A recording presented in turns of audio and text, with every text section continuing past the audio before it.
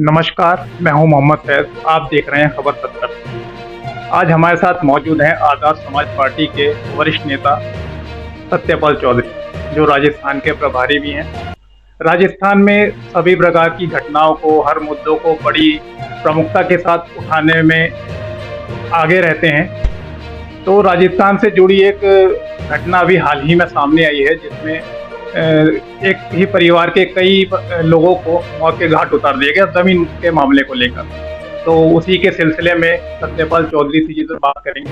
नमस्कार सर, स्वागत है आपका। सर, राजस्थान के नागौर में घटना सामने है, या एक ही परिवार के दलित लोगों को मौत के घाट उतार दिया गया, तो इस मुद्दे को आप कैसे देखते हैं? ये करीब 15 साल पुरानी घटना है, जब नागौर के गंगावास किसी समाज का व्यक्ति था।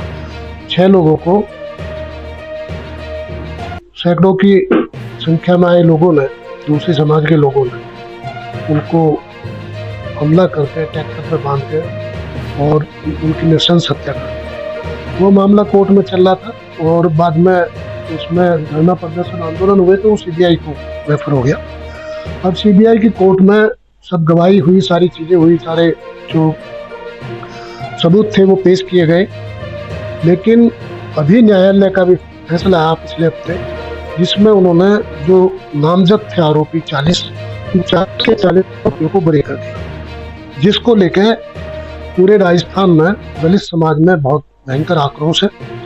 आज भी कुछ लोग वहाँ जयपुर में शहीद स्मारक पर धरना प्रदर्शन कर रहे हैं। और कल जो मृतक है उनके परिवार के लोग, पीड़ित परिवार के परिजन, तो माननीय राष्ट्रीय अध्यक्ष चंद्रशेखर आजाद जी से मिलने दिल्ली में आए थे, नॉर्थ एवेन्यू उनके ऑफिस पर, और उन्होंने पूरी घटना का ब्यौरा भाई चंद्रशेखर आजाद जी को दिया।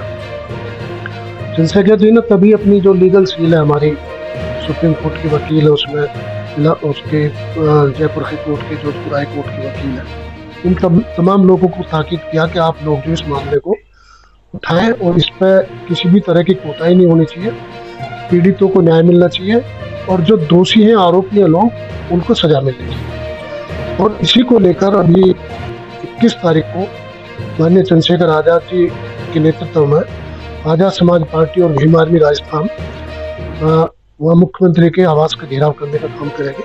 हम लोग शहीद पथ से शुरू करेंगे और शहीद स्मारक से, और मुख्यमंत्री के आवास को घेर कर उन्हें ये बताने का काम करेंगे कि न्याय जो है उसको सरकारों के इशारे पर प्रभावित नहीं किया जा सकता। क्योंकि जिस समय ये घटना हुई थी उस समय भी भारतीय जनता पार्टी के वसुंधरा राजे के नेतृत्व में वह सरकार थी, और अभी भी वहाँ बीजेपी की सरकार है। और वहाँ पर जो है, जो एमएलए है वहाँ उसका गंगावास क्षेत्र का, मेड़ता का, वो भी बीजेपी का सांसद है, और वो भी एससी का ही है। लेकिन ताज्जुब की बात यह है कि आखिर ये भारतीय जनता पार्टी के शासन में इतनी सारी घटनाएं कैसे होती है, जब सारे लोग उन्होंने बरी कर दिया आरोपी, तो आखिर इन 6 लोगों की हत्या कौन करके चला गया भाई?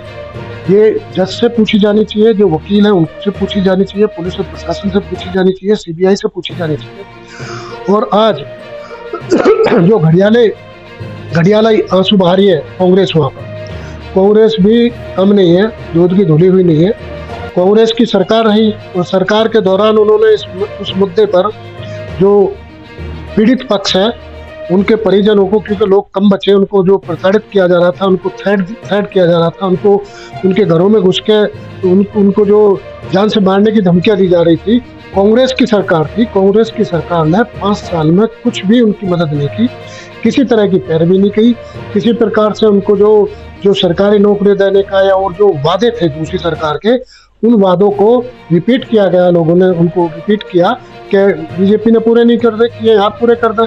लेकिन कांग्रेस की सरकार ने इस कांड पर जरा भी सक्रियता नहीं दिखाई, और अब जाके वहाँ पे टीकाराम जूली है, फलाना ये डितना कांग्रेसी नेता जाके कह रहे कि साहब ये अन्याय हुआ और कांग्रेस बीजेपी की सरकार थी। अरे भाई, सरकार तो आपकी भी थी, आपका मुख्यमंत्री था, आप खुद मंत्री थे, तब क्यों नहीं आपने जो उनकी मदद की? तो हमारा कहना यह है कि भारतीय जनता पार्टी और कांग्रेस दोनों का दलितों के और पीड़ितों के प्रति एक जैसा नजरिया है, उस नजरिए के खिलाफ ही आजाद समाज पार्टी भीम आर्मी मुख्यमंत्री के आवास का घेराव करने का काम करेगी। और जब तक पीड़ितों को न्याय नहीं मिल जाएगा, हम पूरी पार्टी माननीय सांसद चंद्रशेखर आजाद जी के नेतृत्व में, वो खुद नेतृत्व करेंगे इस आंदोलन का, उनके नेतृत्व में राजस्थान में तब तक शांत नहीं बैठेंगे जब तक न्याय नहीं मिल जाता। इससे पहले भी जो कांग्रेसी कार्यकाल हो या बीजेपी का, खासकर कांग्रेस के कार्यकाल में, वहाँ पे बहुत जुल्म और ज्यादती हुई है। इंदर मेघवाल की हत्या उन्हीं के कार्यकाल में हुई, कांग्रेसी शासन में ही हुई। जितेंद्र मेघवाल की हत्या, ओम प्रकाश बैगर की हत्या, जुनैद की हत्या, ये तमाम हत्याएं उन्हीं के कार्यकाल में हुई है। और एक वो थी जो रेलवे में सफर कर रहा था मुस्लिम भाई, इसका मैं ध्यान नहीं आ रहा।